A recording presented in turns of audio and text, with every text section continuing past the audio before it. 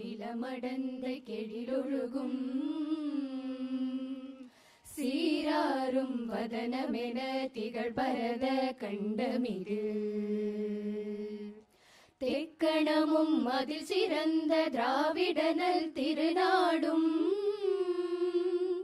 தர்க்க சிறு பிறை நுதலும் தரித்தனரும் திலகமுமே அத்திலக வாசனை போல் அனைத்துலகும் இன்பமுற எத்திசையும் புகழ் மணக்க இருந்த பெரும் தமிழனங்கே தமிழனங்கே உன் சீரிலமை திரும்பியந்து செயல் மறந்து வாழ்த்துதுமே வாழ்த்துதுமே வாழ்த்துதுமே. நன்றி. 17வது சட்டமன்ற பேரவையின் சட்டமன்ற உறுப்பினர்களுக்கான பயிற்சி தற்போது தொடங்கப்பட இருக்கின்றது. இந்த பயிற்சியை குத்துவிளக்கு ஏற்றி தொடங்கி வைத்து சிறப்பிக்குமாறு மாண்புமிகு தமிழ்நாடு முதலமைச்சர் அவர்களை பணிவன்புடன் கேட்டுக்கொள்கின்றோம்.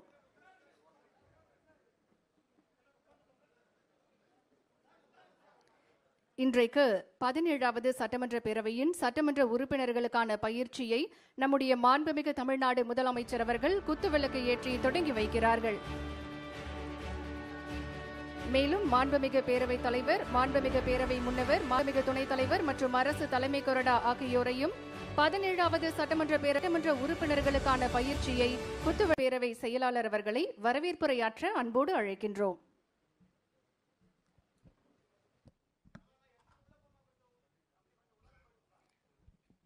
பதினேழாவது சட்டமன்ற பேரவை சட்டமன்ற உறுப்பினர்களுக்கான பயிற்சி குறித்த நிகழ்ச்சிக்கு வருகை புரிந்திருக்கும் மாண்புமிகு தமிழ்நாடு முதலமைச்சர் அவர்களுக்கும், மாண்புமிகு பேரவைத் தலைவர் அவர்களுக்கும்,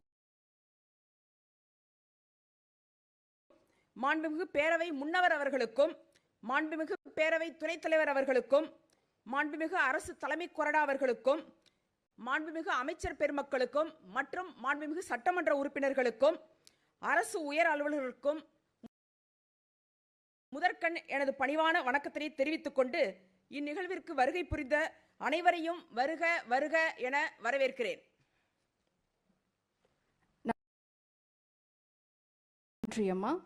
இன்று நடைபெற்றுக் கொண்டிருக்கும் 17வது சட்டமன்ற பேரவையின் சட்டமன்ற உறுப்பினர்களுக்கான பயிற்சி நிகழ்வில் சட்டமன்ற உறுப்பினர்களுக்கான நடைமுறைகள் பற்றி அறிமுக உரையாற்ற மாண்புமிகு பேரவைத் தலைவர் அவர்களை அன்புடன் அழைக்கின்றோம்.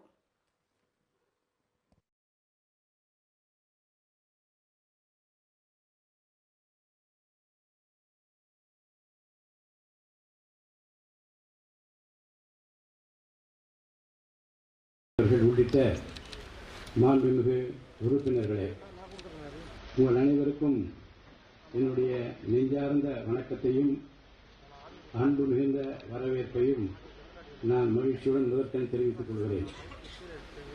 தற்போது அமைக்கப்பட்டுள்ள 17வது சட்டமன்ற பேரவைக்கு புதிதாக 146 சட்டமன்ற உறுப்பினர்கள் தேர்ந்தெடுக்கப்பட்டுள்ளனர்.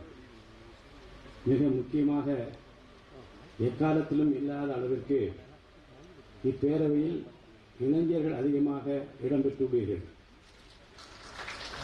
எதிர்காலம் எப்படி இருக்க வேண்டும் என்பதை இறைவன் அருளால் தீர்மானித்து அதை நிறைவேற்றி காட்டுகிற இடத்தில் இருக்கிற மாண்புமிகு முதல்வர் அவர்களால் மட்டும்தான் இது சாத்தியமானது. பேரவையில் நடந்து கொள்ளும் முறை, நடவடிக்கைகளில் எப்படி பங்கு கொள்வது, எதை பேசுவது, எதை பேசக்கூடாது, என்ன பேசினால் அவையிலும் பாராட்டப்படுவீர்கள், வெளியிலும் பாராட்டப்படுவீர்கள் என்பதையும், எதை பேசினால் மக்கள் உங்களை எந்த கோணத்திலே பார்ப்பார்கள் என்பதையும் முறையான பயிற்சியின் மூலமாக காலை 10:30 மணிக்கு தொடங்கி மாலை 5:30 மணி வரை அந்த பயிற்சி உங்களுக்கெல்லாம் அளிக்கப்பட இருக்கிறது.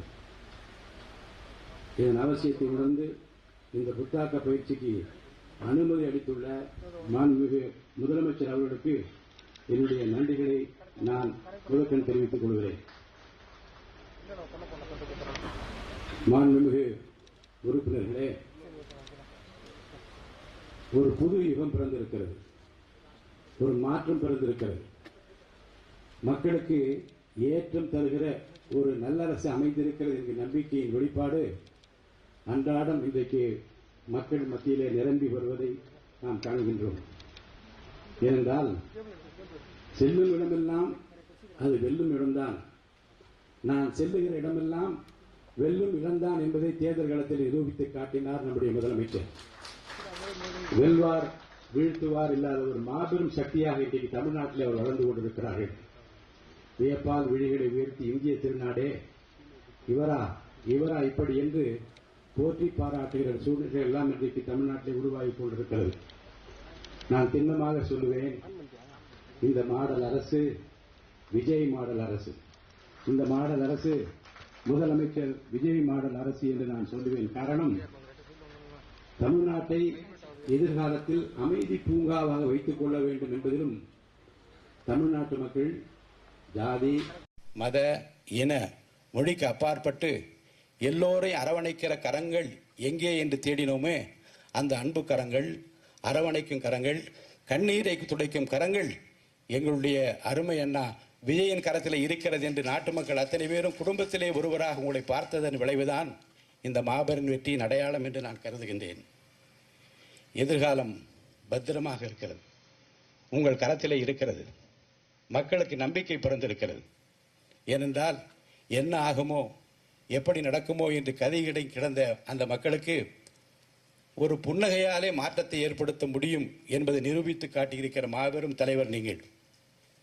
தமிழக அரசியல் வரலாற்றில் ஒரு மாபெரும் வெற்றியை பெற்றது மட்டுமல்ல, வெற்றியை சட்டமன்றத்திலே நிரூபித்து காட்டுவதன் மூலமாக நாட்டு மக்களுக்கு உணர்த்தினீர்கள். நான் பேசாமல் ஒரு அமைதி புரட்சியை செய்வேன், அந்த புரட்சி மக்களுக்கு ஏற்றத்தையும் மாற்றத்தையும் தரும் என்று நிரூபித்து காட்டினீர்கள். இன்றும் நம்முடைய மாண்புமிகு சட்டப்பேரவை உறுப்பினர்களுக்கு முறையான பயிற்சி அளிப்பதன் மூலமாக வரலாற்று சிறப்புமிக்க ஒரு அவை இது. நூற்றாண்டுகளை கடந்து இந்திய துணைக்கண்டத்திற்கு பல வழிகாட்டுதல்களை தந்திருக்கிற ஒரு சபை இது. இந்த சபையின் மூலமாக நிறைவேற்றப்பட்ட தீர்மானங்களும் சட்டங்களும் இந்திய துணைக்கண்டத்தினுடைய பல சட்டசபைகளுக்கு முன்மாதிரியாக இருந்திருக்கிறது. இந்திய துணைக்கண்டம் வியந்து போற்றி பாராட்டி கொண்டிருக்கிற பல திட்டங்களை இந்த தமிழகம் தந்திருக்கிறது. அந்த வரலாற்றை விரல் நுனியிலே வைத்திருக்கிறவர் நீங்கள். அதிகமாக பேச மாட்டீர்கள், ஆனால் செவிமடுத்து சொல்ல வந்தவர்கள் யார் என்பதையும் செய்ய வேண்டிய பணி என்பதையும் இறைவன் அருளால் உடனே செய்து முடிக்கிற ஆற்றல் உங்களிடம் மட்டும்தான் இருக்கிறது என்பதை தமிழ்நாட்டு மக்கள் இந்த 40 நாட்களிலே உணர்ந்திருப்பார்கள். இந்த அவையின் மாண்பினை போற்றி காப்பது அரசின் கடமை. எதிர்க்கட்சிகளுக்கு அந்த கடமை பெரிதாக இருக்கிறது. வரும் நாட்களில் சட்டப்பேரவையில் நீங்கள் எப்படி நடந்து கொள்ள வேண்டும், எதிர்க்கட்சியாக இருந்தாலும் சரி ஆளுங்கட்சியாக அனைவரையும் அழைத்திருக்கிறோம். எல்லோரும் வாருங்கள் என்று அழைப்பு விடுத்திருக்கிறோம். ஏற்கனவே இருந்தவர்களுக்கும் அது தேவை, புதிதாக வந்தவர்களுக்கும் அது தேவை. அந்த தேவை உணர்ந்துதான் 2 நாட்களும் இந்த சிறப்பு பயிற்சி முகாமை மாண்புமிகு முதல்வர் தன்னுடைய திருக்கரத்தாலே குத்துவிளக்கு ஏற்றி துவக்கி வைத்திருக்கிறார்கள். என்னுடைய நினைவுகள் எல்லாம் 80ஆம் ஆண்டு சட்டமன்ற பேரவைக்கு நுழைந்த போது கன்னி பேச்சிலே யாரும் குறுக்கிட மாட்டார்கள். நம்முடைய மாண்புமிகு உறுப்பினர்கள் முதலில் எழுந்து பேசுகிற போது அது முதல் பேச்சாக இருந்தால் கன்னி பேச்சு என்று குறிப்பிடுவோம். அதில் குறுக்கிடக்கூடாது. நான் புதியவன்,